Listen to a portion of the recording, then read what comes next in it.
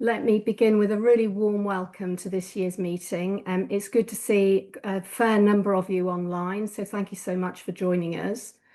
Let me just talk about what we're going to cover today. My name, firstly, is Suzanne Wise. I'm chair of CPRE London. I was appointed to the role at last year's AGM. I have to say the year has flown by for me personally and for CPRE London too, as we've been so busy, and we're going to talk about what we've been up to later on in the meeting. The meeting actually falls into two parts. First off, we have CPRE London's AGM business, although as you hopefully will have seen from the papers, we are in effect undertaking two AGM meetings this evening, one for the unincorporated charity CPRE London and one for CPRE London, the charitable incorporated organisation, or the CIO. More of that shortly. We are recording this meeting and that's already been turned on, so please bear that in mind as we go. And also, I think we have actually been muting everybody's microphones as you've been coming in, but if you could stay muted except when speaking, and that would be really appreciated. And it actually would be helpful if those other than the speakers could turn their video off unless they're speaking, because that just helps with the bandwidth.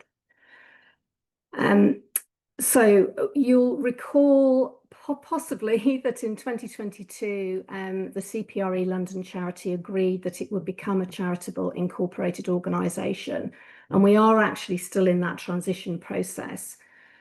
We are, however, operationally running as if we're one organisation, but we do still have two separate legal entities which require separate decisions. This will make the formal business of the meeting just a little longer than normal, but we will do our best to get through it as quickly and painlessly as possible. But we will also at the same time give you time to ask any questions if you have any on the resolutions. I should point out that those of you who are actually members, you are members of both organisations and can vote on all of the resolutions this evening. Once we've concluded the formal business, we'll then get into the second part of the evening's meeting, which I think is going to be a fascinating look at the ongoing relevance of Greenbelt. We're going to look at its relevance in the context of the housing crisis. And also we're going to talk about our really exciting London tree ring project. And at the end, we're going to have time for a general Q&A session. So think up some good questions about Greenbelt for that. That would be great. Okay, so if we can begin our 2025 AGM. As in previous years, the papers have been provided to you online. They're taken as read. As we're undertaking this AGM virtually, I did want to just take a couple of minutes just to explain how to ask questions and how you will vote. If you have a question relating to any item of formal business, please either write this in the chat as somebody will be monitoring this, or indeed just raise your electronic hand.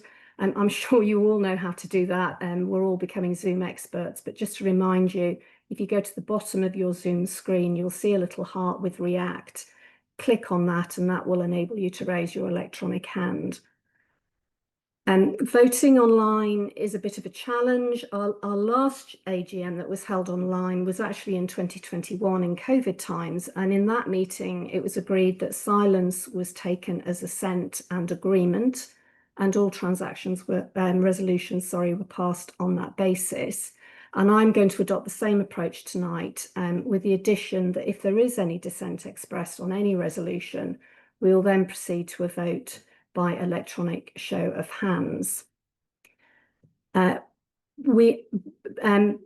the meeting's in two parts, we actually have guests as well as members of the charity here. So just a reminder that it is only the members that can vote on the resolutions. What I would like to do now, I hope this will work, is for the record, can those who are members now put up their digital hands so we can just count the members present. So let me do that for myself because I am a member as well. I hope that's working.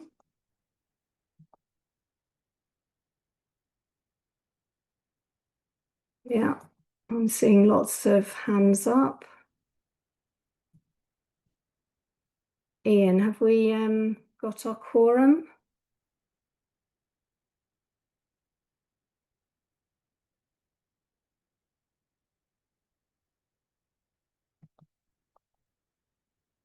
Looks as if we have. You're on mute, Ian.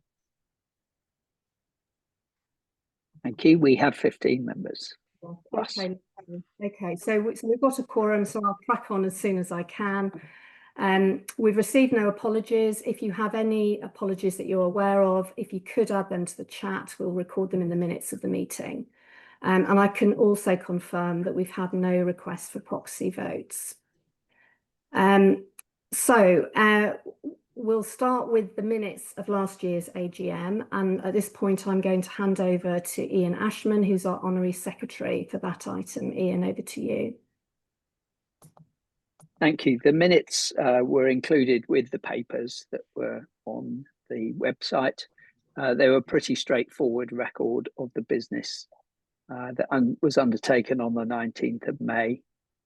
There are no matters arising which are not on the agenda, so I think we can consider them unless anybody raises a hand. Okay. Okay, so I will take silence and as consent and confirm that resolution 1A, that the minutes be approved, is passed. And back to you, Suzanne.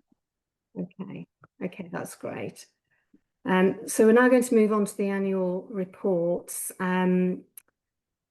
As already mentioned, and as you've sort of seen from the papers, there are two reports for the two legal entities. To simplify our reporting, the CIO is the more detailed report, and that gives full details of the governance position, our recent progress, details of our strategy, which I'm going to come on to in a minute, and of course the financial accounts for the CIO entity. The shorter charity report provides more limited information, but is consistent with what's required by the Charity Commission. As I've already mentioned, the charity and the organisation was run as one entity operationally, and my remarks obviously pertain to both entities. I would hope, having read the annual reports, that you would agree that they speak for themselves. It's been an exceptionally busy year and a productive year. And I think, once again, the impact of the charity is clear. It's also, I think, very evident that the need for CPRE London's services, our commitment, passionate campaigns, influencing and proactive projects are actually, in the current situation, more crucial than ever, as we obviously face a new and challenging political environment. On joining, I was already of the opinion that CPRE London punched massively above its weight. In fact, I think I mentioned that in last year's AGM. And I knew then that the work was becoming ever more important. And as I've got to know CPRE London really well this year, as chair, my conclusion is actually that first impression was correct. So let's just talk about a few of our achievements. The CIO report sets out in some detail what those achievements are, and I know Anna and the team is going to touch on some of these in part two. So let me just pick out just one or two standouts for me. I wanted to mention our core defence work, where we supported last year 67 local campaign groups standing up for green spaces that were under threat.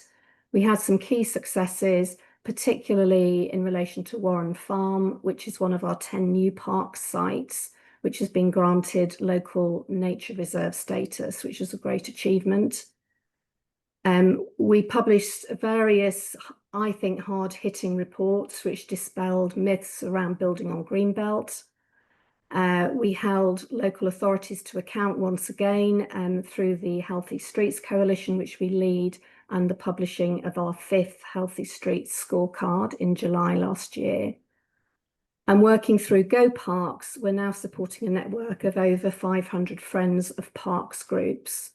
And we have our proactive projects around hedgerow heroes and our London Tree Ring project, which has gained real momentum, and this is set to continue, which we will be talking to you about in part 2 of the meeting. And lastly, I think we're demonstrating strategic influence, particularly through our convening role with the more natural capital coalition, which really led the charge in putting green issues on the agenda for last year's mayoral elections. So 2024 was an incredibly busy year, and as the political world around us changed, as the climate and nature crisis just seems to get worse, we took time out to review our strategy and our vision for the future, and identify what our short and long-term priorities and focus should be. And we came up with a revised 5-year strategy for 25 to 2030.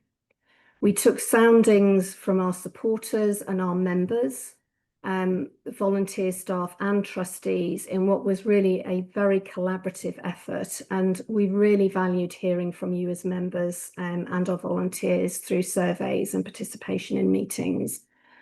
And we want to keep that dialogue going, and the Q&A at the end of this session around the Greenbelt in particular is something which we're looking forward to. So through that collaborative process, we came up with a vision, a new vision, that by 2030, London is a well-planned, climate-resilient, nature-rich city surrounded by a verdant green belt with a ring of trees and other habitats. It has an expanded network of greener spaces, which are well used by all. Streets will be greener and encourage walking and cycling, and development will include more affordable, well-designed homes with good facilities nearby to reduce car dependency and support Londoners to essentially live low-carbon, healthier lives. Now, obviously, that's a big, ambitious vision. To make it a reality, we need action. And in the next 5 years, we're going to focus our work around 3 core areas.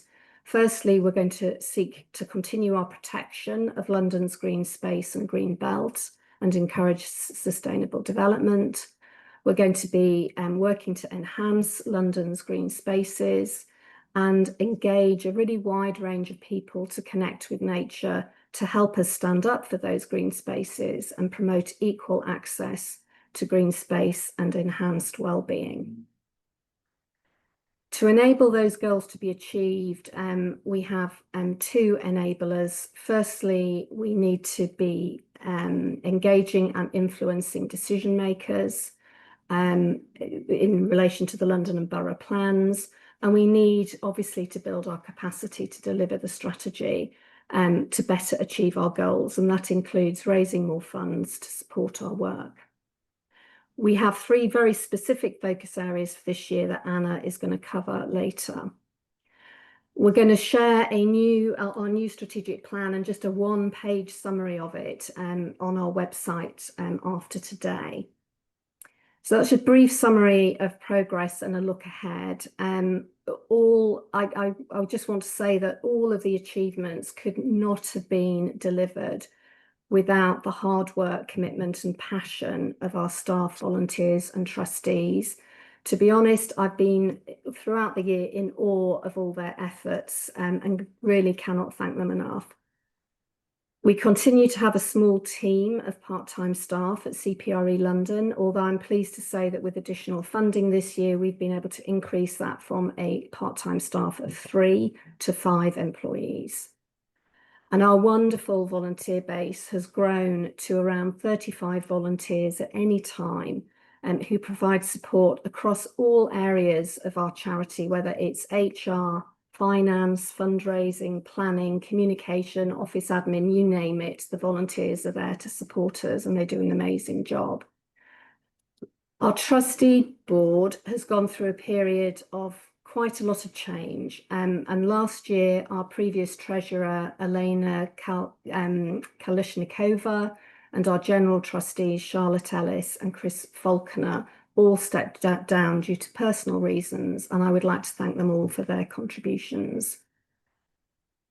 As a board of trustees, we undertook a thorough skills mapping exercise and then took part in a highly successful and competitive recruitment process in 2024, which led to 4 new appointments. And then we did a further similar exercise this year, leading to 2 more. And we'll look at the resolutions appointing those later in the meeting. There really are too many other people and organisations to thank by name. We're obviously grateful to all our funders and partners, and particularly to our colleagues in CPRE's national team for their significant support throughout the year. The last piece of news I want to share this evening is some sad news, actually, and that's that our director, Anna Taylor, is leaving us. This will be her last AGM with us.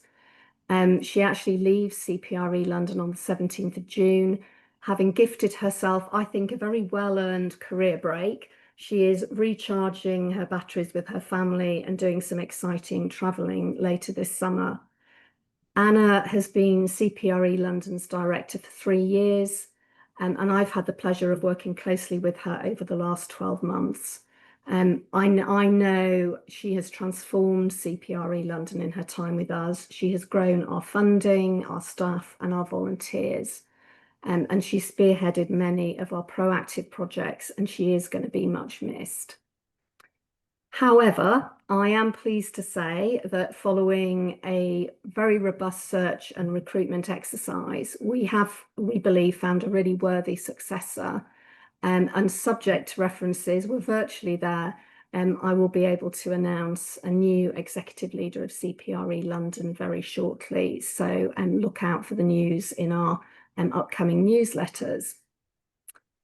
At this point, I just want to pause and ask if there are any specific questions on either report, but remember that we do have a general Q&A opportunity later.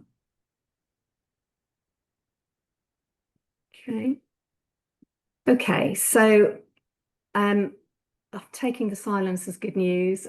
So I'm now going to propose both resolutions 2A and 2B, which is the approval of the annual reports, both of the CIO and the unregistered charity. Ian, I think I'm happy to second those resolutions. Thank you. Thank you.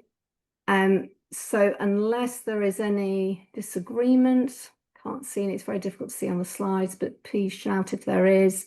I'm going to take silence as assent and approval of both those resolutions. Okay, so I'm now going to hand over to our treasurer, Rob Pomfret. Rob was co-opted as treasurer last year, and he's going to be standing for election for the first time in this meeting. We are really lucky to have Rob. He's recently retired from a 30-year career in banking, where he worked with a number of more major financial institutions in London, New York, and Hong Kong.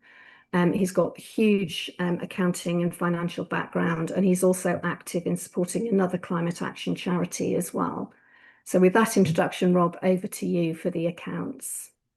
Great, thanks, Suzanne, and good evening, everyone. Thanks for joining. So I'm just going to give a quick summary of the financials, and I will be asking you to vote on 2 sets of resolutions relating to those. As Suzanne explained, we are required to present 2 sets of accounts for this year, one for the CIO and one for the unincorporated charity, because we had activities in both entities in 2024. I'm going to base my remarks on what I'll call the aggregated view of both entities, and that view is in the appendix of both sets of accounts at the back. The reason for doing that is I think it gives the best picture of what we've achieved in 2024, and it gives us the ability to compare with 2023 more meaningfully. The individual charity results are there, and I will talk to them briefly, but I think to get the best picture, you need to look at the aggregated view. So in 2024, total income increased by almost 11%, 10.9% in fact, to a record level of 192,000. That was driven by several factors, including some successful grant applications and the growing popularity of the Urban Tree Festival. We also had a significant new grant from CPRE National for the Tree Ring project, which I know we're going to hear a bit more about. Big Give and individual donations continue to be the main sources of unrestricted income, which is important to us, and membership income also remains an important source of unrestricted funds. On the expenditure side, our total expenditure also rose, not by as much as our income. So our expenditure rose by 4.2% or 7,500 to about 184,000. And that was mainly due to increased staff costs, office expenses, but partly offset by some lower project and event expenses. So overall, across both entities, we generated a surplus of £9,000, and that compares to a deficit of £2,500 in 2023. So there's definitely some progress there on a year-over-year basis. If you look at the individual accounts for the CIO by itself, you'd see there was a deficit of 8,000, and you'd see there was a surplus of 17,000 in the registered charity. And the reason for that is, whilst we're in the process of transferring everything across, things have transferred at different rates. So in general, the income items were a little bit slower to transfer to the CIO compared with expenses. So we ended up with a loss in one and a gain in the other, but an overall net surplus. Thinking about the balance sheet and the asset position, so net assets across both entities at the end of the year stood at 105,000, and that's up from 96,000 in 2023, reflective of the fact that we generated a 9,000 surplus. Within those assets, we monitor something called unrestricted funds, and that stands at 53,000. That's the money that we can spend on sort of the general purpose running the charity, as opposed to specifically dedicated to projects. So that 53,000 is down 11,000 year on year, but it does remain in compliance with our reserve policy. Just to remind what the reserve policy is, we have a reserve policy that says we need to hold at least 4 months of running costs, core expenditure, or £25,000 in unrestricted funds, whichever's the highest. So that at the moment comes out to be about 40,000. So we've got 53, so we're in compliance with our policy. And I think importantly, the trustees do feel that these levels of reserves are appropriate. And although we intend to close the unincorporated charity in 2025, we will be transferring all the remaining assets and liabilities to the CIO. And on that basis, we believe the CIO is and will continue to be a going concern. So I'll just pause there. If there are any questions on the accounts in general, then there's a couple of resolutions and other pieces of business I need to come to.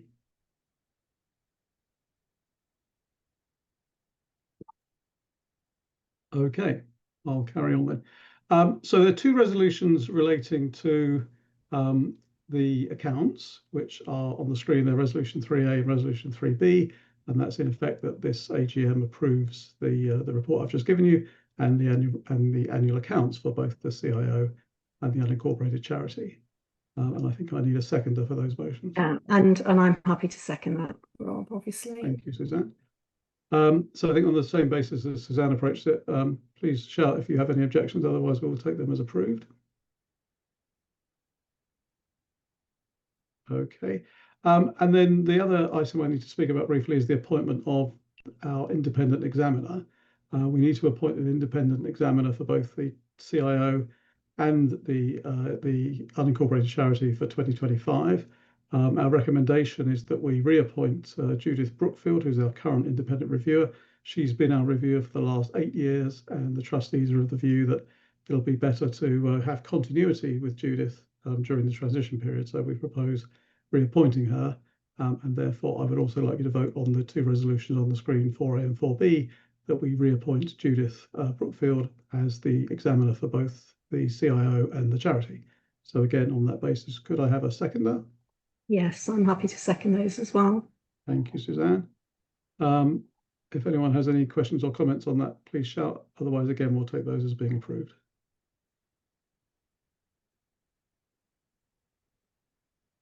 All right. Okay, I think that's me done then. So I'll pass back to Ian. Thanks, everybody. Thank you. I'm going to introduce the resolutions in relation to the election of trustees and honorary officers.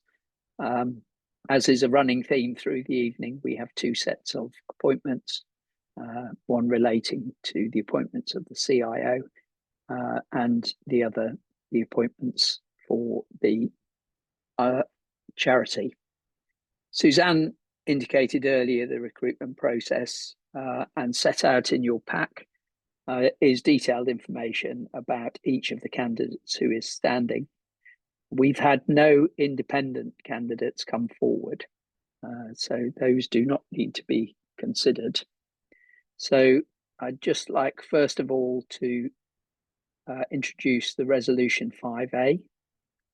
We don't need seconders for these because all of these have been appointed or recommended rather by either myself or Suzanne and seconded by trustee board. So these are recommendations proposed and seconded by the boards of trustees.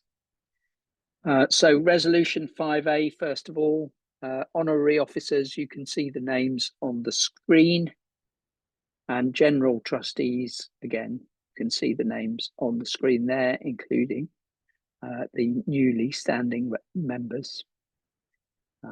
Again, I'll give a moment for anybody to raise their hand if there are any objections.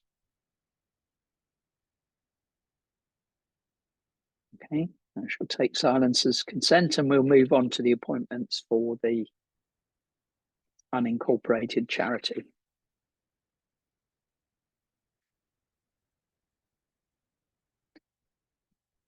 This charity requires slightly fewer members.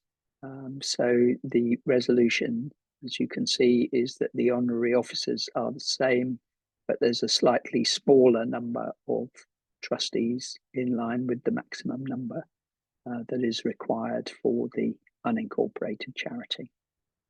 So again, a moment for anybody to raise any objections.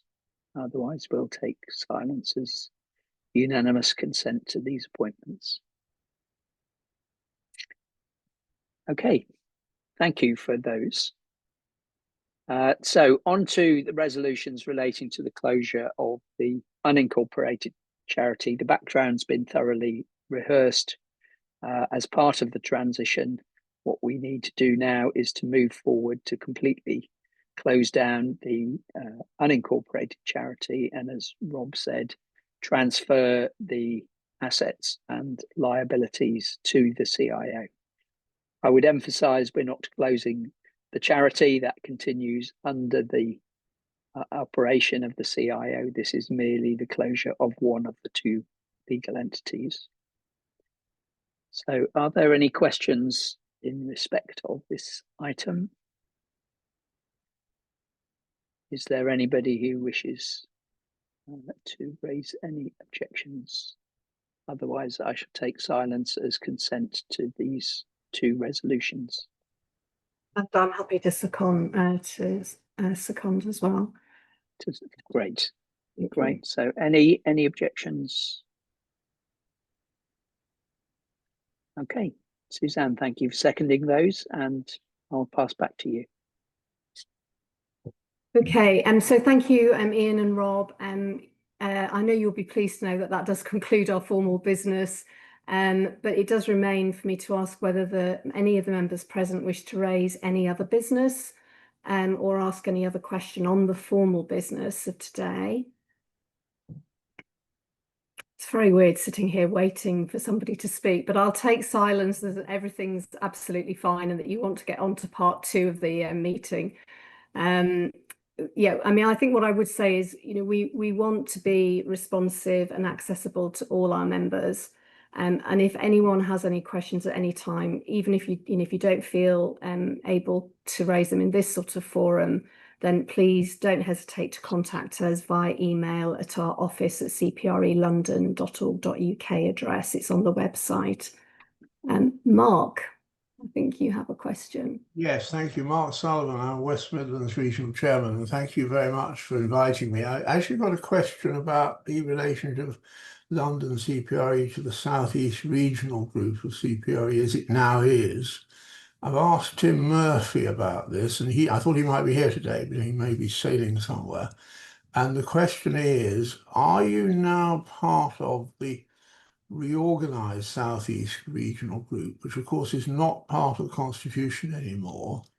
And if so, have you got a representative on it? Hi, Mark.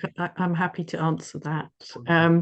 Yes, so London used to be considered its own region under the CPRE model. And so we are, in theory, still our own region. So we're not currently part of the South East group. But maybe it's something we should consider. We can have a think about it. We had an informal invitation, if I can add, to participate in the group, so I sat in as an observer on the last meeting. Well, that's interesting, because I rather got the impression from Tim that you were now part of the group. The reason being that I know what Anna means, but the regional strange status of London as being both a region and branch, which goes back to, I think, about 20 years, which was sort of abolished with the 2023 change of constitution, means that doesn't apply anymore.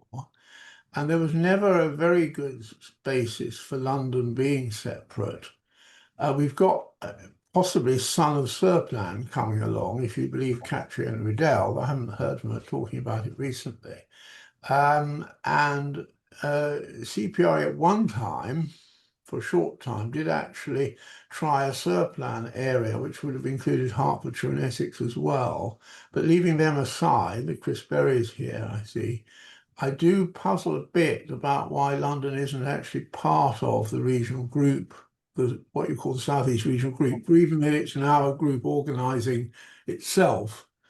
And it may make sense, yeah, particularly around the current need to respond to the Greenbelt threat. Yeah, that's what I was just going to say. I'm very happy to take this offline and have a conversation with you following the meeting about that. Well, it's not for me, really. I'm just sort of asking what the situation is, because certainly Tim Murphy, as chairman of the South East Regional Group, seems to think that you're sort of coming into the regional group. I will follow up with Tim. I don't know if he's on the call, but I will follow up. Thank you, Mark. Thank you. Thank you. Any other questions? No, well, as I said, there is a Q&A at the end of the session. So let me just end the formal business by saying thank you very much for supporting CPRE London.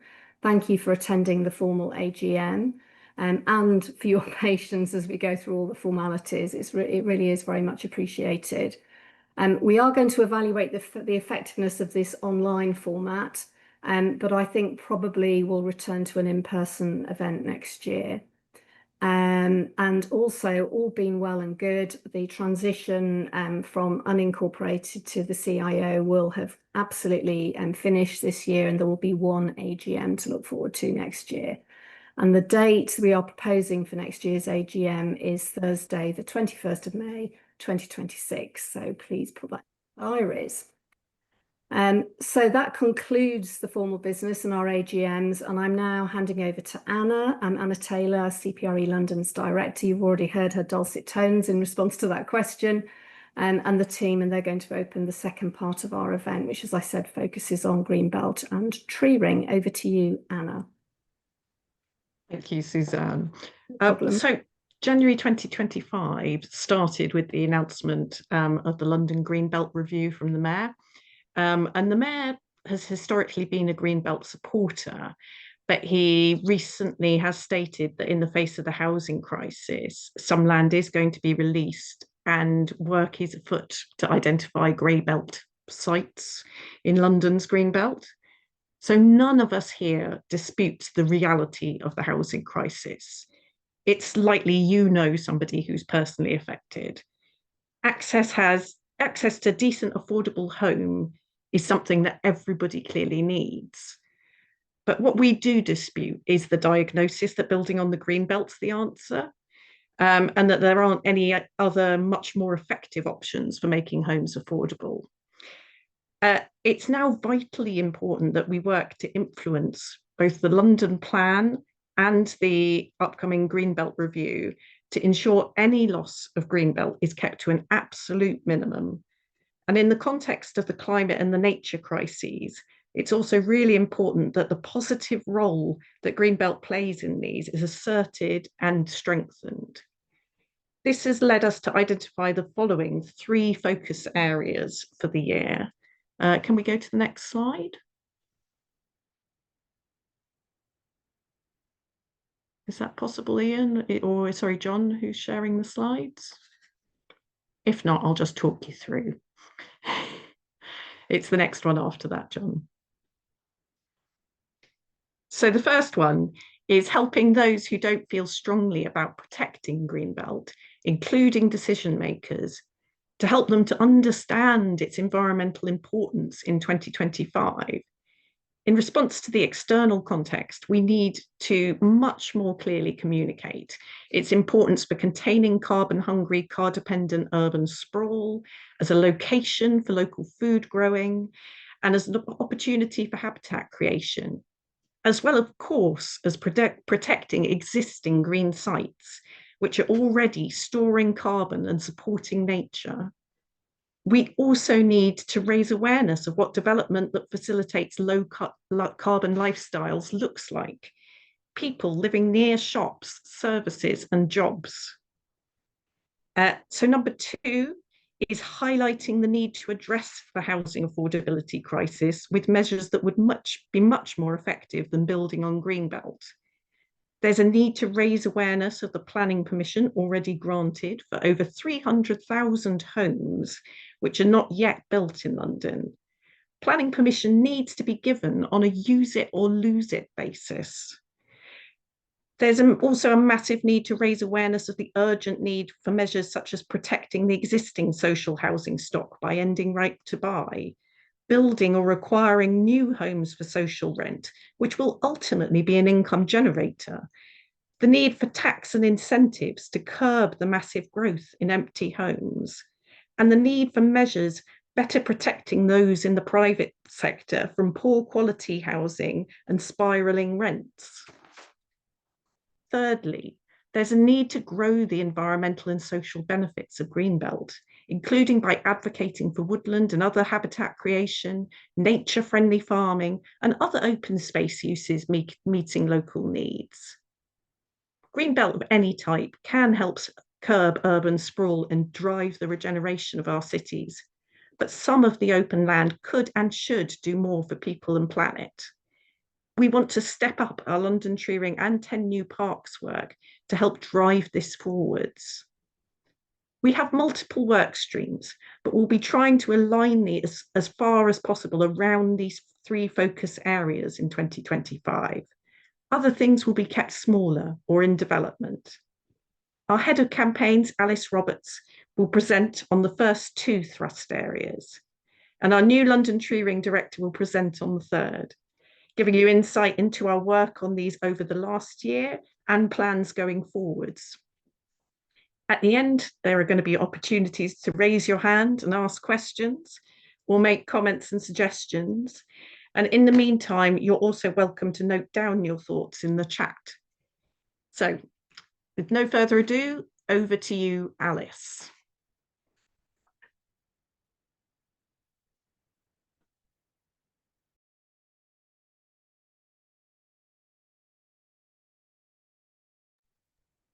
Sorry, just trying to, yep, I'm here. I'm just trying to find my, the usual problems of trying to find your slides. Let me just see what's going on. What's happening? Here we go. And then let's hit slideshow. Right, hopefully everyone can see that. And thanks very much. We can't see you, Alice. I don't know if you can turn your video on. Sorry. Thank I'm getting you. it all wrong. Hang on a minute. Don't worry. Start video. Hey. Lovely. Thank Sorry. you. Sorry, so much, so many meetings, so much going on. Thank you so much, Anna, and thanks everybody for coming today. And it's so good to see some of our local campaigners in the room as well. So particularly, I see Carol's there from Enfield, Claire from Hounslow. They're 2 of the places where we've been, well, you guys have been battling real and present threats to Greenbelt, including this site, which is Enfield Chase in Enfield. Obviously, you know, really beautiful bit of countryside, no grey belt there, but very seriously under threat with proposed housing development. So yeah, I'm going to try to talk you through some of the urban sprawl stuff, which is really about trying to rehearse some of those arguments, which go back to the real core of what CPRE is about, and talk a bit more about the housing crisis as well. So I think we've talked about London's green belt being our climate safety belt, if you like, and there are 2 sides to that coin, and one is about how it holds back urban sprawl and the devastating impact of urban sprawl. And the other side of the coin is really about its ability to help us mitigate climate change, and the heavier rain and the hotter temperatures that we're likely to be experiencing more frequently. So this is going back to the core of what we talk about at CPRE, really, and the huge threat that we're now facing of yet more urban sprawl. And this country has been suffering from that ubiquitous pattern of development where we just build in a field in the countryside at low density for so many years now, that I really feel like it's time to come back to this core argument and really, you know, ask you guys to come back to this and talk about it as well. So basically, urban sprawl, as you know, is the geographic expansion of a city or town characterized by low density housing and its reliance on private cars. And that's really where our roots lie. And I'd like to go back to those roots, really, to the history, because some of what you can see here is this is taken from CPRE, our national website, and many of you will be familiar with it, but I just love some of the wording here. The development of residential growth by ribbon development along the roadside, and the need to regulate that. And this new method of development, which is unconsciously being adopted through the whole of England as a result of the new motor omnibus services and the use of private motor cars. So of course, at that time, there was huge concern about that unchecked development along roads. So really interesting that they're worried about buses, where of course now it's the exact opposite problem. But of course, the rise of the private motor car and that link with transport being so important to this debate. So the other thing, of course, about those days was about the importance of rural beauty and preserving it, but critically encouraging the right type of development.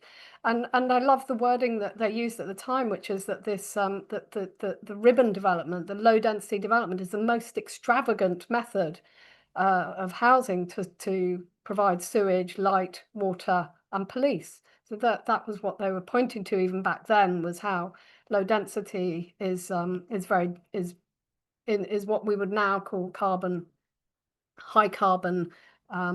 Yeah, so it's that kind of argument about the on the one hand, you have compact cities which are high density or higher density, low carbon, where public transport is financially viable, and we have active and healthy lifestyles, and the opposite being urban sprawl.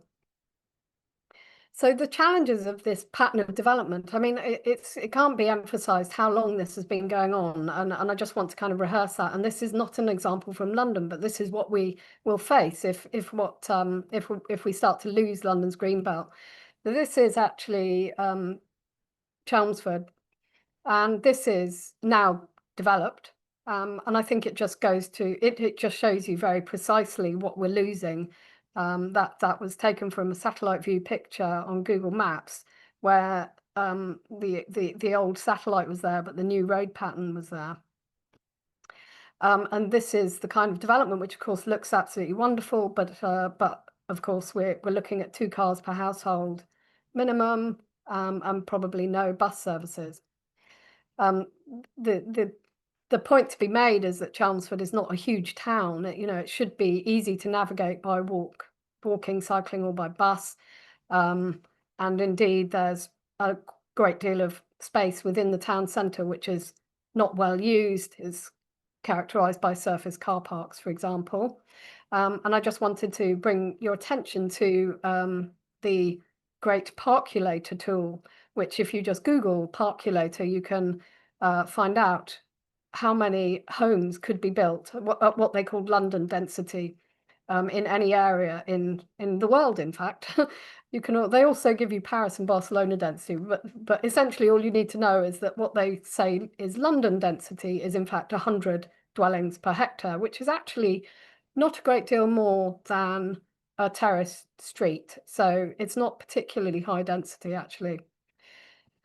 So moving on from the key aspect of Greenbelt and why we need to promote it, about it ensuring that we create sustainable patterns of development. Of course, now we need to think much more about what it's doing for us in terms of what I would call ecosystem services and how critical they are, in particular to London, around rainfall management, air temperature cooling, carbon, biodiversity and agriculture. My colleague Phil will talk more about that, so I'm not going to go into a huge amount of detail, except to say that London is basically built on an aquifer and is a huge set of rivers.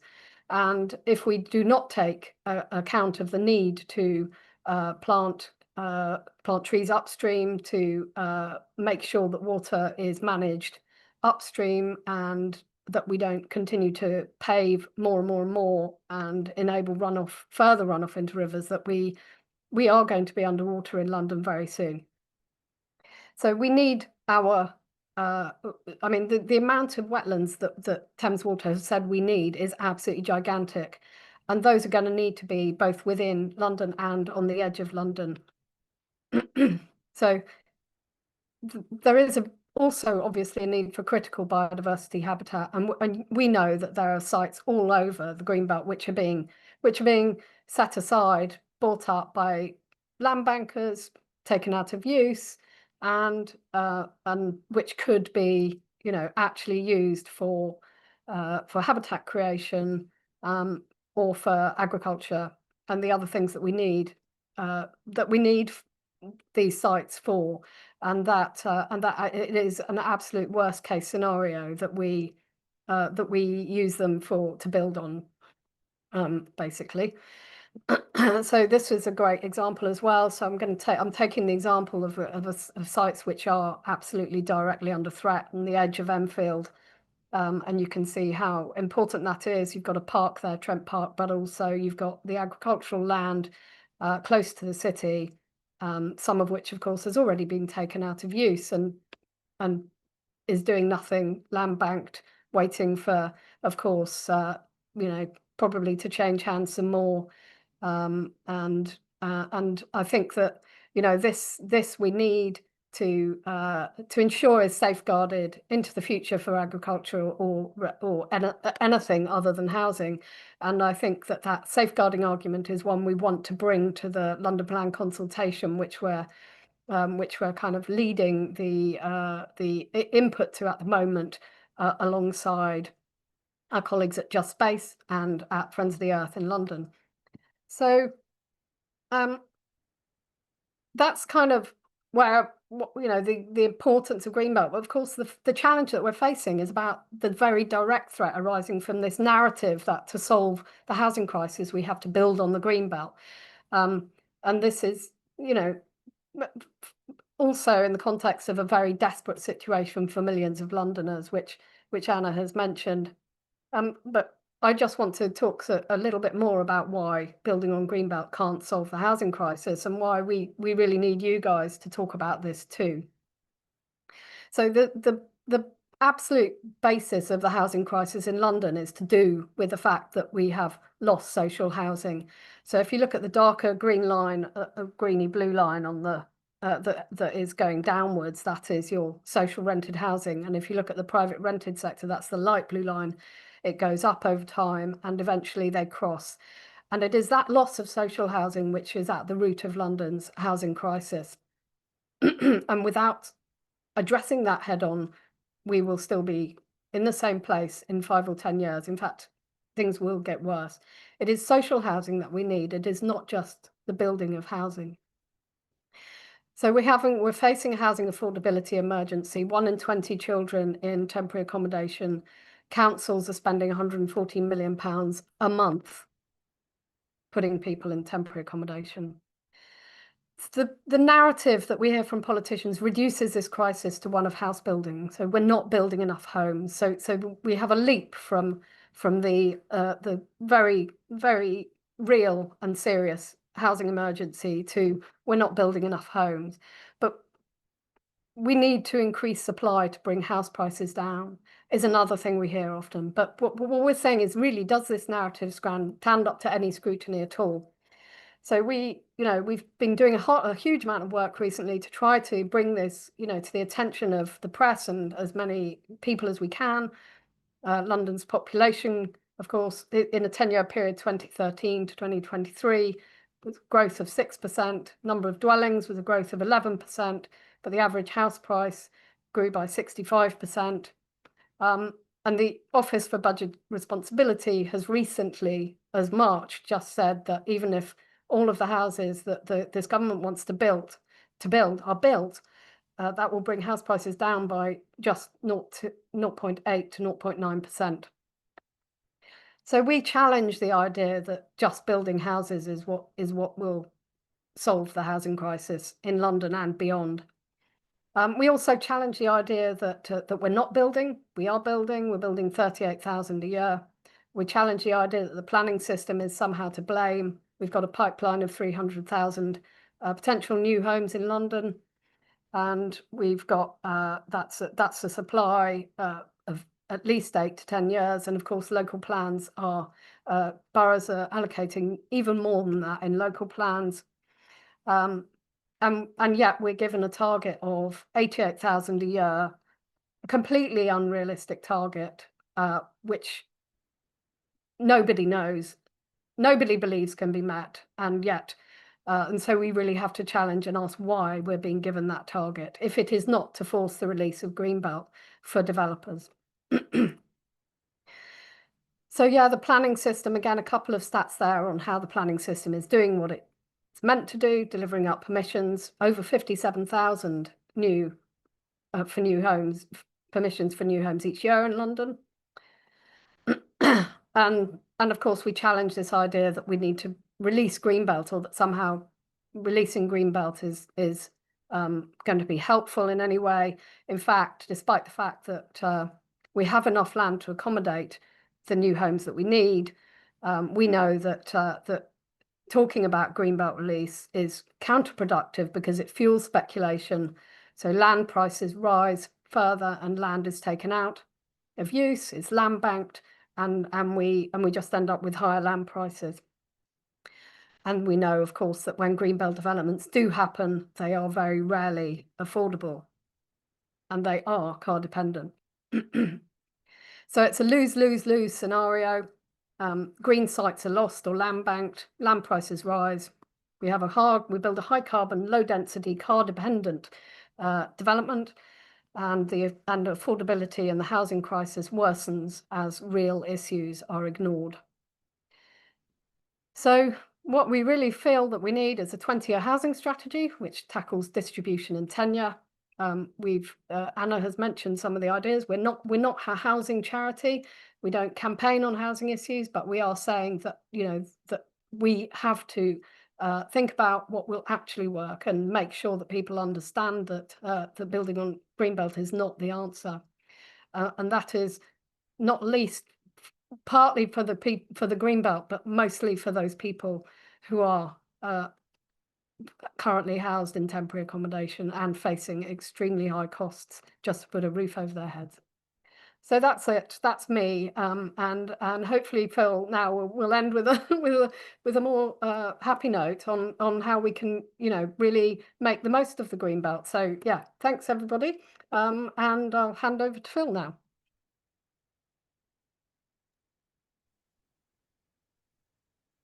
Hello everyone.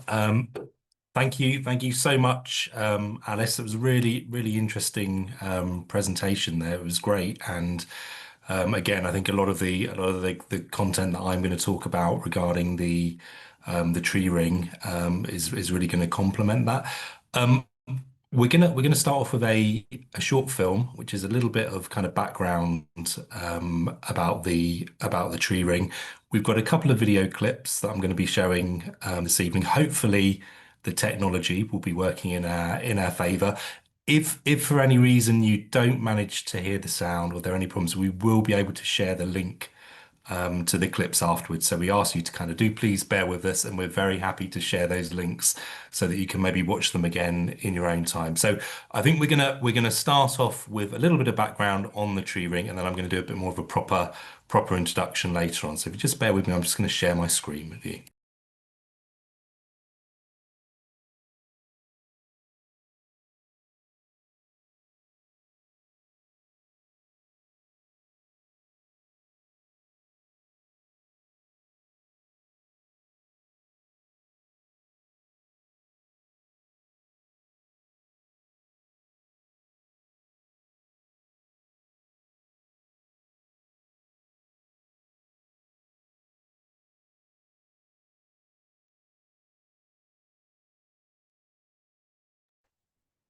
I've not got sound at my end.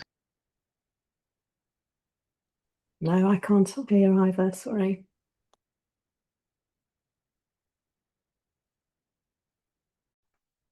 Maybe skip the video and we'll send it out.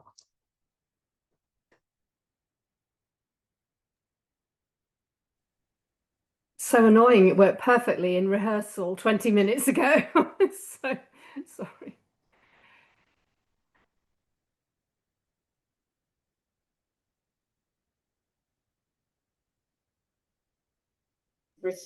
Sorry, folks, bear with me. I'll just stop the video there. We'll try and share that link with you later on. Hopefully you saw some nice images. If not the sound. I think sometimes, unfortunately, videos, we do struggle a little bit with videos. So I'm just gonna line up my presentation, and then I'll do a proper introduction. So we've got some slides that hopefully will run a little bit better. Fingers crossed. Okay, bear with me.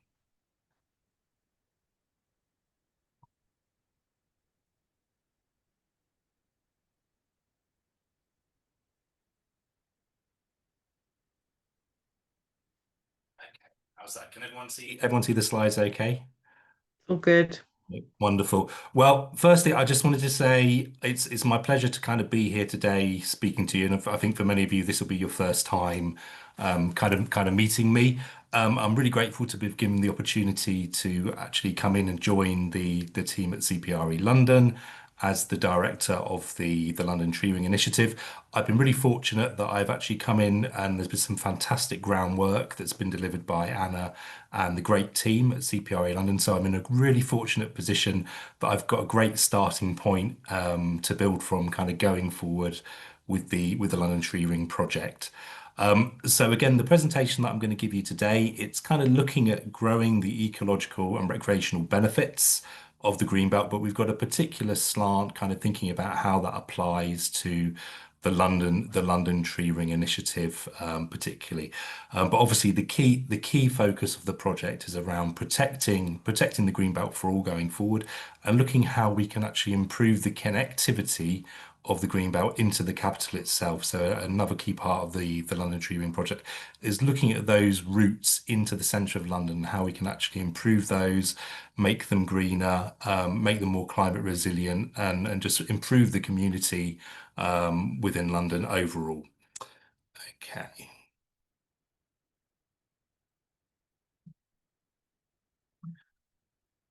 So again, one of the issues that we need to be thinking about is that greenbelt sites, they're at particular risk of being categorised as grey belt for development if they're not seen to have a significant ecological and recreational benefit. So greenbelt will therefore be better protected and its environmental and social benefits enhanced further if we can actively be doing greening in this area and it's prioritised.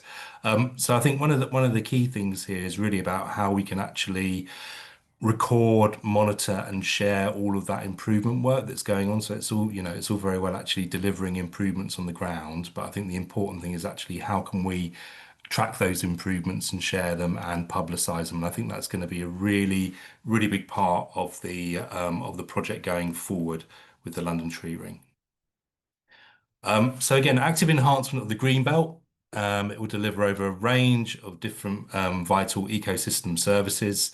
And we've just got some of the core services listed there. So it's around carbon capture and storage, urban cooling, which again is going to be increasingly important to us within our towns and cities with the rising temperatures. Improving water quality. So I think Alice kind of touched on this a little bit, kind of around looking at the river networks within London. So again, this is going to be an increasingly important area of work in terms of actually how we ensuring like we're improving our water quality, and when we're being impacted with more flooding incidences, how can we actually be slowing the flow, using trees actually to improve the river network, and to be reducing some of those kind of particulates and some of the threats to rivers through the runoff that we're getting from those surrounding habitats. Air quality improvement as well. So again, I mean, many of you that live within London will be well aware of some of the issues that we have around air quality. Some of the kind of the changes and the restrictions around the kind of the speeding controls have had quite a significant impact in terms of actually dropping those car speeds. But there's a lot more that we can be doing in terms of actually improving the green infrastructure within the city to be really improving our air quality and buffering our communities. Flood risk reduction as well. So a key part of the project, particularly within some of the inner environments, is kind of looking at SUDs and looking at urban drainage. So those are other benefits that we can be achieving through the tree removing project.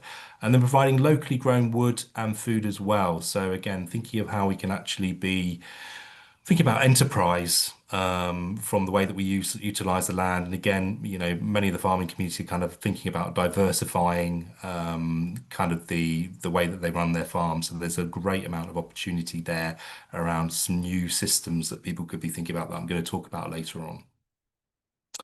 So again, carbon capture, that's one of our kind of main considerations that we're thinking about, and the big drivers for more tree planting across the UK to meet the England tree strategy. So protecting existing habitats and connecting fragmented habitats will both support us to capture carbon and help us on that journey to net zero. So an objective of the London Tree Ring project is to identify opportunities to deliver new tree planting and habitat creation to achieve further carbon capture. But again, the important thing to think about, this isn't at the expense of other habitats. So we're very clear that we're looking for opportunity areas where we can improve existing treescapes, we can better connect treescapes and woodlands, and we can do some new tree planting. But again, we appreciate that we've got other valuable habitats that are within the green belt, meadows, for example, and it's around selecting the right opportunity areas where we can make the best gains without threatening some of those other habitats.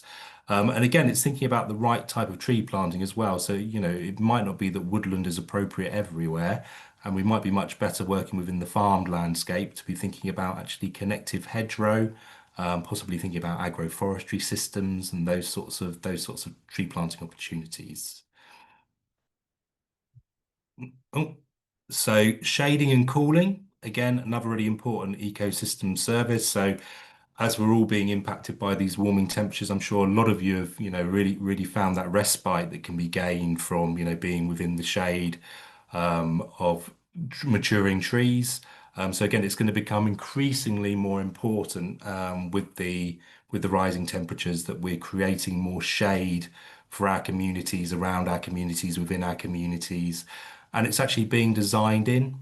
But it's not just, it's not just people that are going to be benefiting from, these shady areas. Equally important for wildlife and habitats. And again, thinking about kind of livestock as well. So, livestock really benefit from having shelter belts and shade. Equine communities within the green belt too are often looking to create those shady spots for their horses. So again, it's going to be very, very important going forward. Thinking about woodland management, so a key part of the London Tree Ring project, it isn't just focusing on planting new trees. It's thinking about actually protecting what we've got as well, and kind of trying to make sure that the woodland that we have is better managed, so that it can be actually capturing more carbon for us. The trees are in a healthier condition as well, so they're going to be longer lived and doing that job of capturing carbon. And also that they're more diverse. So we're creating, healthier woodland environments where we're going to have a much broader range of species, a much wider biodiversity. So we're kind of looking at opportunities where we may be able to kind of do more coppice woodland management to bring woodlands back into a better condition. And again, coppice is a great way that you can get the community involved and community on board. Some of the partners that we're working with within the Tree Ring project are looking at how we can kind of facilitate community ownership of woodlands. So having some coppice managed systems can be a really productive way to do that, and something that the community can really get behind and get involved with. So I've got some illustrations there of a little bit of coppice woodland. And again, we've got a nice slide here. So this kind of shows you that there are also those economic opportunities that can be gained through kind of more sustainable woodland management. We've got a nice picture of some chestnut poles there. And again, coppice products are becoming more popular in terms of their use within the UK, so they're being used a lot more within kind of landscaping and natural building projects. So there's a great opportunity there in terms of actually bringing back some of our woodland into more sustainable management techniques that we can actually be, you know, kind of delivering some economic benefits at the same time. But it's not just kind of young coppice. Old coppice has got a real value as well. And within the green belt, you know, we've got a range of established woodlands, some of which will be featuring kind of old or lapsed coppice. And again, they're doing fantastic work in terms of actually their ability to be capturing carbon. So it's kind of those mature trees that we want to be thinking about safeguarding. And, you know, there's a lot of work that's going on in terms of actually mapping where some of our precious and veteran trees are located, and some of these older coppices. So again, they're great for biodiversity. They support a whole range of different species. Veteran trees are, you know, they're the gems really, that they support a vast range of invertebrate species. And again, as they start to decline, they even support more species going forward. We've got a nice shot there of a young man kind of enjoying a veteran tree as well. So again, there's an awful lot of value in terms of actual heritage and learning that can be gained for some of these veteran trees. So it's really important that we look at identifying where these trees are within the green belt and actually protecting them at the same time.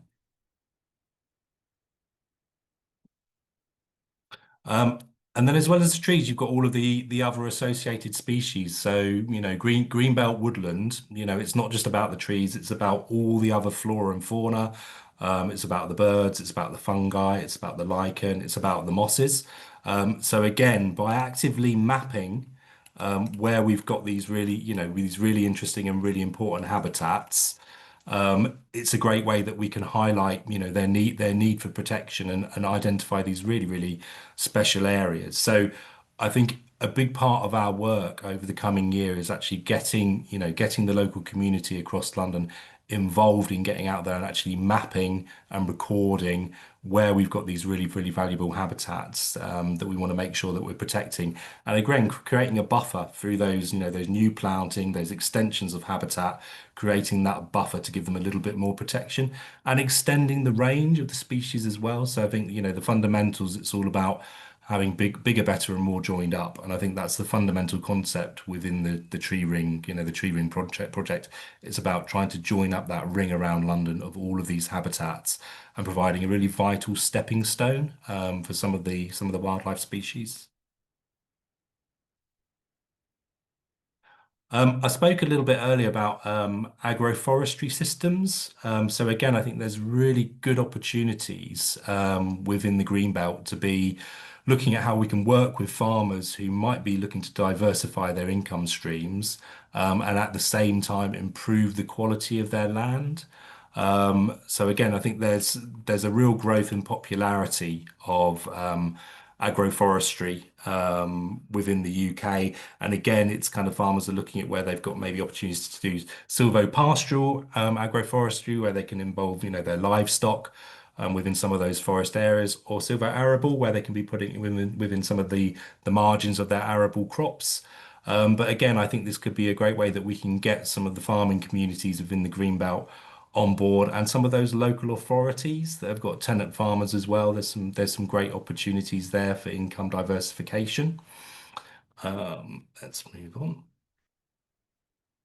And so again, I've got a nice example there of some of the, you know, some of the crops that farmers are trialing. So again, there's a lot of work going on in terms of actually growing nuts, and again, lots of fruit crops, and there's also the opportunity that you can be embedding standard fruit trees within hedgerow systems. So again, thinking about those connective hedgerows, you can often get a much kind of improved habitat value if you can actually include some standard trees there. It's a little bit more complicated in terms of the management of those hedgerows, and it kind of encourages a little bit more proactive management from the farmers rather than just repeat flailing. But it's very, very good for actually improving the condition of that hedgerow and diversifying the crops that you've got available. So I spoke a little bit about kind of hedgerow earlier. So hedgerow is an absolutely fantastic asset. And again, it's when you were kind of thinking about tree planting, it doesn't always have to be, we're planting what are going to be very large, your oaks and your beeches that are going to become canopy trees. I think the key concept that we're thinking about, it's about right tree, right place. And again, we don't want to be creating broadleaf woodland on every section of the green belt because it wouldn't be appropriate. And we want to protect and enhance the habitats that are there. And I think there's going to be a vast range of opportunity for improving the quality of the hedgerows that we've got, providing more connectivity within the farmed landscape, connectivity within communities, buffering alongside roads, for example. And again, if you look at this illustration here, you've got a nice example that you've got some trees in the background, hedgerow in the middle, and then in the foreground we've got a wonderful area of wildflower there.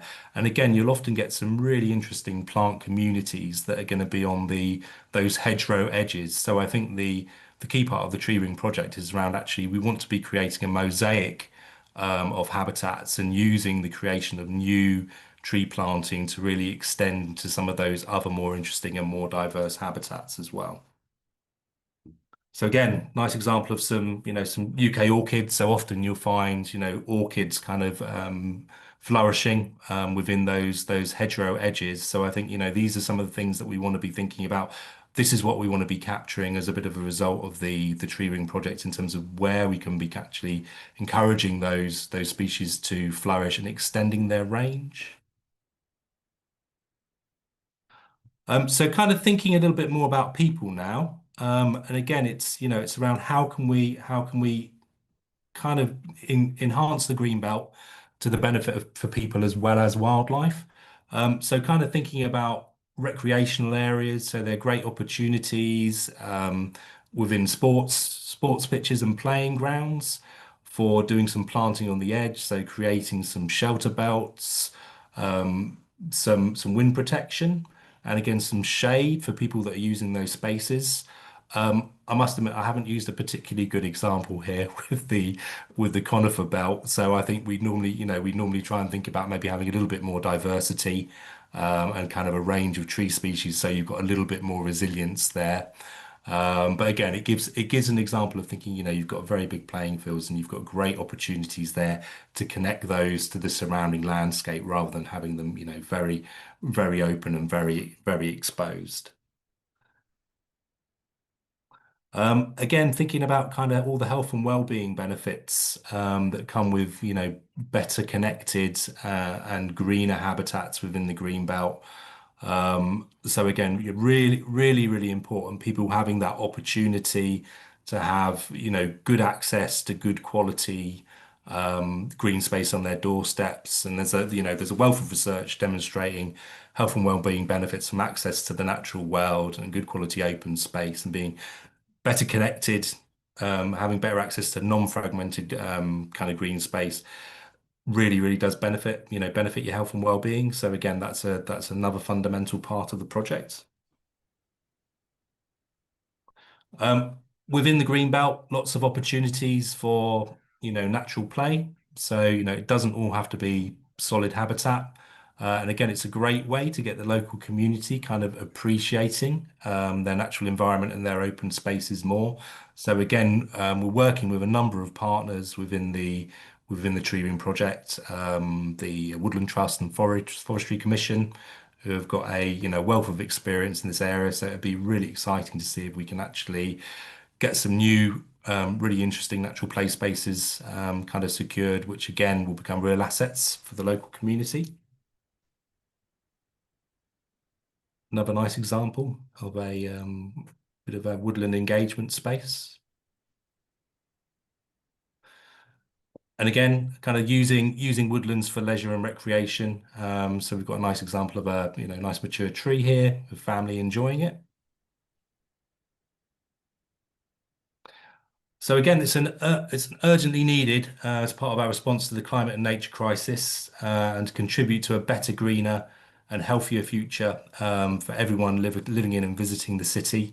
And I think the key thing is not just enhancing those outer areas of London, but also connecting into the inner city.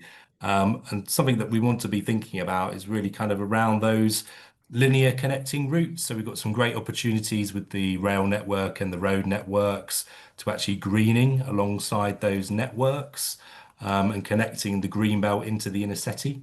In the same ways, all of our river networks, they play a really important part of actually connecting that outer green belt into the city. So, you know, there's lots and lots of benefits for enhancing kind of that river network, for riparian planting, again, improving the quality of the water, and again, those linear routes into the city.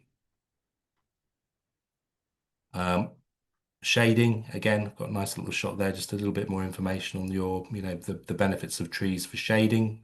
Again, we're kind of thinking around shading in the green belt, but also equally important in those urban areas as well. Lastly, I'm just going to kind of come on to think about the importance of species selection. So within the project, we're considering, you know, we want species that are going to be climate resilient, and I think this has to be really, really important in terms of actually planning what we're going to be planting where. We've got a couple of examples here of some lime, which is a really, really good tree to be thinking about for the changing climate. Not particularly good tree for streets, because I think many people know that you suffer from the honeydew from the aphids. And then we've got a nice example of some hawthorn berries there as well. And again, hawthorn is a really fantastic foundation tree that we use, you know, as a backbone to hedgerow. And again, really resilient, really drought tolerant, and tolerates a whole range of different conditions. So can be a very, very useful tree for the street scene as well. So for kind of some of those inner city environments, hawthorn can be a really good alternative. So it's kind of worth thinking about making sure that we're getting the right tree in the right place, and thinking about those trees that are going to be really resilient in the changing climate. Okay, great. So just to finish off, I'm just going to share another little clip with you, which is it's an example of one of our kind of earlier projects that we did with one of our key partners, which was Trees for Cities. So if you just bear with me a second, I'm just going to see if we can play that video. Again, I'm hoping this will work, fingers crossed. But if not, again, we'll be very happy to share the link if you have any issues with this video. We'll give it a go though.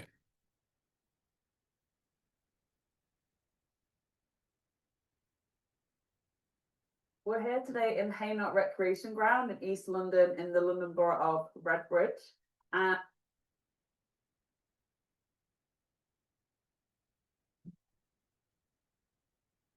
We're here today in Haynot Recreation Ground in East London, in the London Borough of Redbridge.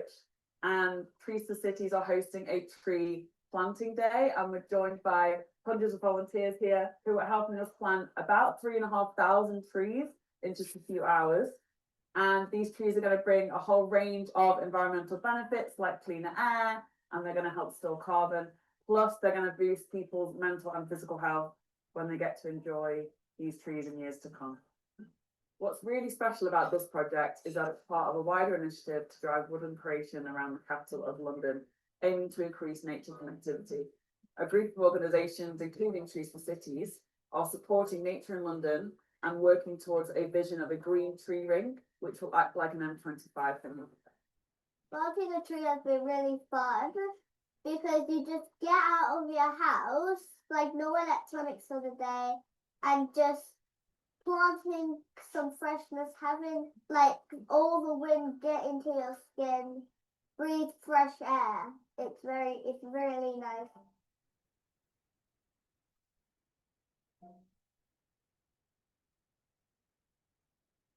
Great, fantastic. Thank you very much. I'm going to hand you back to Anna now for the Q&A. Really glad that video worked. Isn't she wonderful?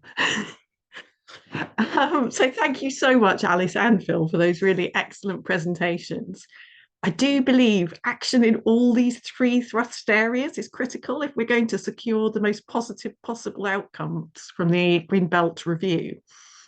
We know there's a lot of passion and knowledge around Greenbelt amongst our supporters and allies in the audience today. And we're keen to hear your questions, thoughts and suggestions on specifically how best to get across the value of Greenbelt to audiences that are currently not committed to its protection, alternatives to building on greenbelt that would more effectively address the affordability of homes, and how to get greenbelt delivering the best it can for people and the environment, so its value is absolutely crystal clear for future generations. So you're very welcome to put up your hands, and you can speak by unmuting. I can see Carol's raised her hand. I think you're on mute. Yes, I'm muting myself. Yes, I have a question and a comment. I actually start with the comment. I went along to the London Forum presentation on the London plan week before last, or maybe it was last week. Some alarming comments from both Jules Pipe and Lisa Fairmainer, who's the planner who's writing most of the London plan. My main question is, what are we going to do about golf courses? There seems to be a real hatred of golf courses. Jules Pipe said, oh, one borough's got 11 golf courses. No borough needs 11 golf courses. And that's also the same that we're hearing from Enfield Council. There just seems to be this thing about golf courses. So rather than, you know, we've got too many golf courses, seemingly turning them into parks or something else, they just seem to be golf course, go straight to grey belt, build on it. So what are we going to do about that? I'm sure Alice will want to speak to that. Alice. Oh, thanks a lot for that. Yeah, I mean, we wrote a publication about the importance of sites for sport, and I think all we can do really is to continue to emphasise that that sports are important, and whether or not you feel that golf is one of those sports, that actually those sites need to be protected, if not for sports, then for the many other things that we've been talking about right now. I mean, I know that there are golf courses where, you know, in Ealing, for example, where, you know, this is very much on the agenda, and yet those, you know, really important sites for water management, for you know, where there's a need for wetlands, that kind of thing. So I think the golf community are starting to, you know, speak themselves about this. Certainly we've been talking, or I've been talking to London Sport and to the London Playing Fields Foundation, and certainly, you know, when we put our response into the London plan, it will be with them as well. So, you know, trying to get a stronger voice together. And is it true now that golf courses are, I mean, one of the things you keep hearing is that they are, you know, biologically dead because of the way they kill the weeds and they have to mow it.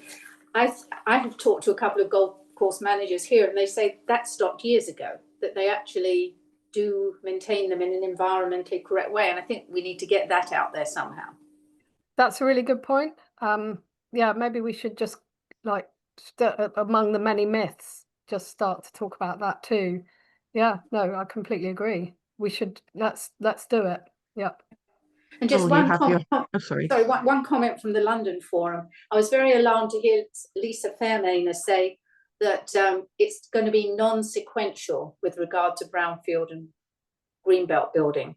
In other words, in the new London plan, you don't have to build on the brownfield first before you build on the greenbelt, which I thought was quite alarming. So that's it from me.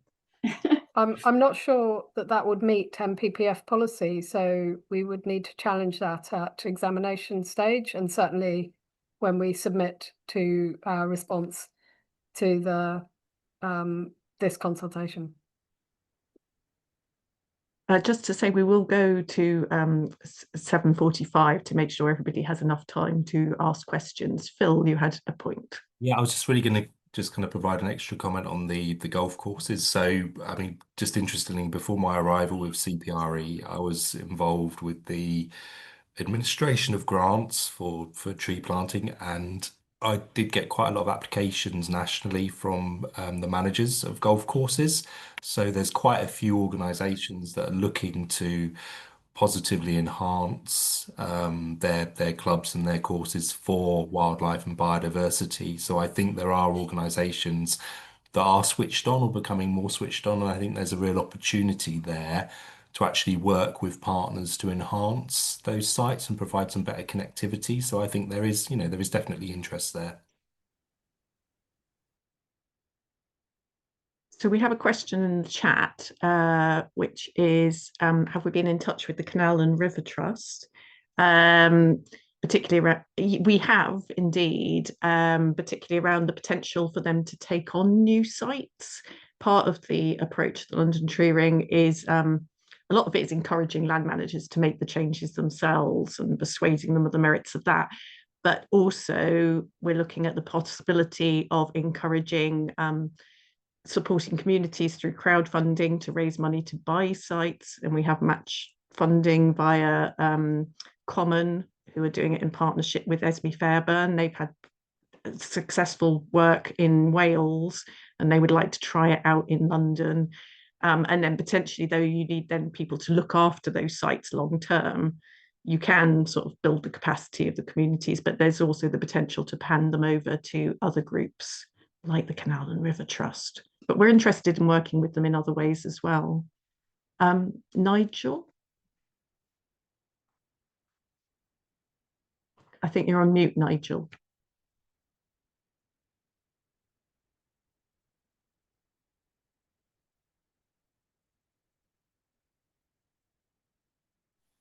Sorry, I've figured it out now. Here we go. Yeah, I had a question to Alice, which is that, I mean, there are sort of two main points that you were making about, Greenbelt, the housing pressures. One of them was that the type of ownership makes a difference here. So you were saying that the lack of, the lack of social housing was, I don't know, I think you more or less said it was the cause of the problem. And I mean, just on a common sense point of view, I mean, if that's what CPRE is arguing, I'm just immediately thinking, I and anyone would say, well, how does that work? I mean, because if you've got 4 people and they live in social housing, that's 4 people in a house, and if they're in 4 people in private housing, that's 4 people in a house. So in a sense, the land doesn't care who's on it. How does social housing ease the pressure on housing supply? I mean, I can see that it would take people out of hotels, and in fact, I can only see it sort of working the other way around. Do you see what I mean? That if you've got people in overcrowded conditions in hotels or staying with relatives or so forth, and all of a sudden they have new homes, then it's kind of irrelevant, surely, whether it's social housing or private housing. It's going to take space. It's going to take land, and I feel anxious about CPRE putting out arguments that I just don't see where the data is on that. So, yeah, I mean, I tried to put forward some of the data there to show that the way that the housing situation in London has gone has been that we've lost social housing, which has meant that those people who would have been in social housing are now in the private rented sector.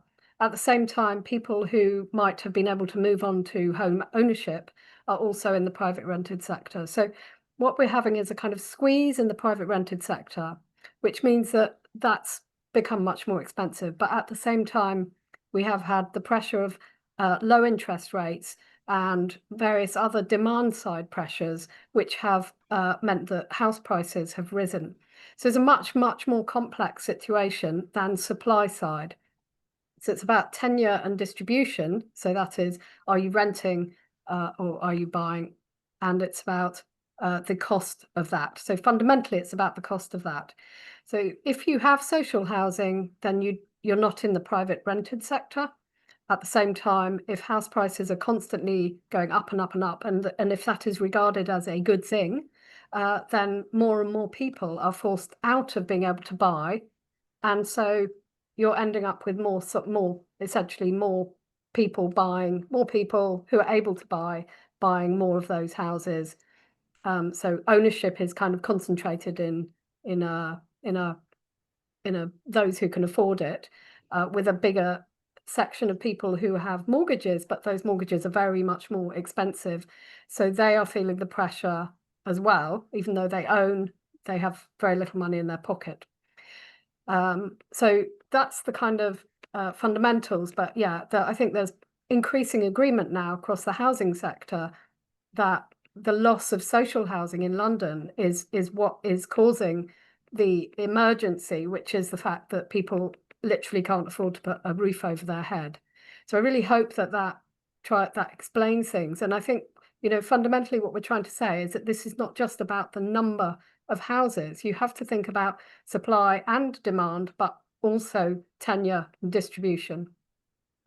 Well, I mean, yeah, that was a, I mean, obviously, I take everything you've just said. It makes complete sense. It's that's standard thinking on understanding why we have a housing crisis. My question wasn't related to that. I mean, it was related to that, but it wasn't that. What I heard you saying earlier was that the type of housing, in other words, the preponderance of private housing, people paying high prices, all that, everything you've just said. But somehow I was hearing that you were saying that in terms of arguing for the green belt, in terms of arguing for why should we preserve the green belt, I heard you saying that the answer was not to build on the green belt, and that part of the answer was the lack of social housing. So that's where I'm butting up against a logic problem for me. I can't see how increasing the supply of social housing eases the pressure on the green belt, because, as I'm just trying to say in a really sort of simplistic way, if you've got 50 people and they all need houses, that's the same amount of land space, surely, regardless of the type of tenure. Do you see what I'm asking? It's your ability to pay for a house that is the issue, isn't it? Not the fact of there being houses. And perhaps other people would like to come in here. Yeah, I think there's maybe we're just sort of talking across each other. I'm concerned about pressure on the green belt, and if there are reasons to not build on the green belt, that's fantastic. But I can't see that the type of tenure eases or increases. I can't see that the type of tenure has any effect on that. Could I jump in? Alice and I spent some time talking about aspects of this, and I'm sort of coming at this from both a sort of environmental perspective, but also maybe a little bit from a sort of ex-banker perspective, because I think I understand a little bit about how sort of money works and how it tends to find the best return it can. My take on it, I think you make a good point, Nigel. It's got to add up. If we don't add more people, they all sort of live somewhere, although there is obviously overcrowding and people not living in optimal situations. But my take on it would be two things. I think, first of all, you control where social housing gets built, and the idea would be not to build it on the green belt, but to build it in brownfield and in more centrally where there's better transport links and all of that. And you can build it more densely. So you're going to build more housing per unit space by doing that than you would in the green belt. So that both preserves the green belt and creates some social housing. That social housing is then owned by society in the broadest sense. You can choose the economic terms on which you rent it out, but ultimately it's going to be subsidized. You're going to build something and rent it out at a level that a private developer probably wouldn't do that. So that takes public money in some sense to make that happen. But that creates the buffer, if you like, where you've got more housing availability. That probably does eventually put downward pressure on private rental prices, the economic viability of owning buy-to-let and all that. And I think that's one of many levers that you probably need to pull to sort of unravel it all. But I think what Alice is saying, and Alice, correct me if I've got this wrong, is it's the combination of the population growth and the reduced social housing that has put pressure on and given the ability to private investors or companies that do this to make money in a way that they probably couldn't before. So there's a lot going on. But your point, I think, on like the number of people in the space is right, but it's kind of like, what do you do next? And I think what we're saying you do next is you build public owned social housing more densely and more centrally, that protects the green belt and gives more housing supply to those who need it, and starts to unwind some of the pressures that have sort of built up in all the other ways that Alice describes. Cool. Chris, you had your hand up. Yes, indeed. And thank you for the opportunity, and really interested to hear about the tree ring, Phil. I thought that was all very good stuff. I'm unashamedly, if I may, as planning manager at CPRE Hearts, although a London resident these days, I'm glad to say, if I unashamedly plug our parliamentary petition, I've put the link in the chat, and the context of it is that all the appeals and particularly the decisions that we've had since Christmas have, of course, mentioned grey belt, and perhaps the position is rather well expressed by Sasha White, KC of Have We Got Planning News for You fame, amongst other things, who has said that with regard to greenbelt proposals now, it is almost impossible to oppose an appeal.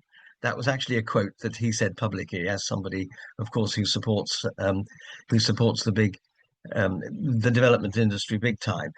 We absolutely agree with him on that, and the principal reason for it, in our view, is the basic illogicality in the NPPF definition of grey belt in the glossary that only allows 3 purposes of the green belt to be used against classifying land as grey belt. You know, the wonderful double negative of senior civil service legal drafters, they love it, removing the strong reason for refusing permission. They've also removed the green belt from footnote 7 in the NPPF with regard to the grey belt, but not from the actual footnote itself in paragraph 11. So massive illogicality. I say illogicality being charitable, because actually I think it's basically dishonest. It's causing mayhem for those of us committed to protecting the countryside, and particularly the London countryside, and in our view introduces a major imbalance in the sort of balanced consideration of social, economic and environmental that the NPPF still promotes. So please go to our website, cprehearts.org.uk. The information's all there. It's a technical petition, a brief one, just to let government know that we're onto them, put them on notice, basically, that we know what's going on. And their reply, if we get to 10,000, and we're sort of between 1,500 and 2,000 already in a very few days, their reply, which they'll have to do after 10, will inform the next stage of our campaigning. And we're with you, of course, every step of the way in CPRE London and all our other Greenbelt County colleagues. Thanks a lot. Thank you, Chris, and we're very supportive of that. I'm afraid we are really getting to time, so I think we do need to go to Suzanne now, but we would be very happy to answer any questions if you email them to us, or if you put them in the chat, we'll follow up afterwards. Suzanne.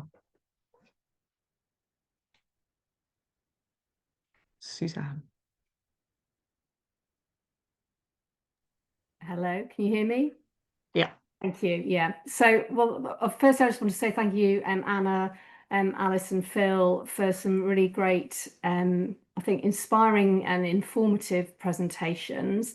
I myself, I'm still on my learning journey and I learned lots, so it was really helpful. I hope today or this evening that we've demonstrated that we are, as a charity, really well run, we're well governed, we've got real ambition, a clear vision, we are focused, we know what matters and we know what we need to be putting our weight behind. And I just wanted to end by saying it's a really exciting time to be part of CPRE London. We really hope you will join us in shaping London to be a city where people and nature thrive together. For those of you on the call who aren't members already, we'd love it if you could join us. It's very easy to join a member. Just go onto CPRE London's website and there is a button for you to press. And to enable our work to continue, as well as wishing to grow our membership base, we of course need to grow our funding. We've got ambitious plans and we need to see our funding diversify and grow this year again. And this is where our members can really help support us, either by personal donations or by your wills and bequests. And a depressing topic is wills, but I did want to end on that note.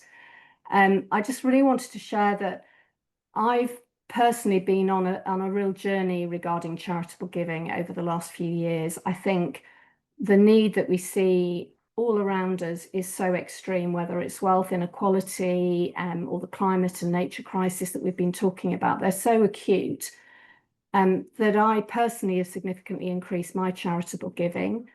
We've had in recent years, or the last few months actually, really conversations as a family with our grown-up children about the donations that we're making as a family and what we're going to be donating. And we've agreed collectively that we have and are increasing our donations to a series of worthy causes, but including obviously CPRE London. And as well as donations, one thing we have done is we've recently amended our wills to ensure that 10% of our estate goes to charity, including to CPRE London. If you are in the business of looking at your wills, if you donate up to over 10%, you reduce any inheritance tax liability on your estate. And donations to charities in your wills, they don't have to be for a fixed amount. They can be a percentage and a residuary amount after family has been taken care of. So as I said, a bit of a depressing note to end on, but something to really think about for the future. Charitable giving is obviously a really personal thing. But if you can see your way to making a further donation now or making a bequest in your will to CPRE London, I really assure you that your money will make a real difference to us in the charity and I'm sure to London's green spaces in the future. So I think I'll draw the evening to a close. Thank you all for your time. We really appreciate the engagement and some great questions. We'll try and follow up afterwards. And enjoy the rest of your evening. So thank you, everyone. And just to say, if you leave charitable legacies, your life expectancy is higher. That's a fact. I can't promise it's a causal relationship, but there is a relationship. Good night, everybody. Thank you. Thanks, Anna. Thanks, everybody. Bye-bye. Thanks. Good night, everyone.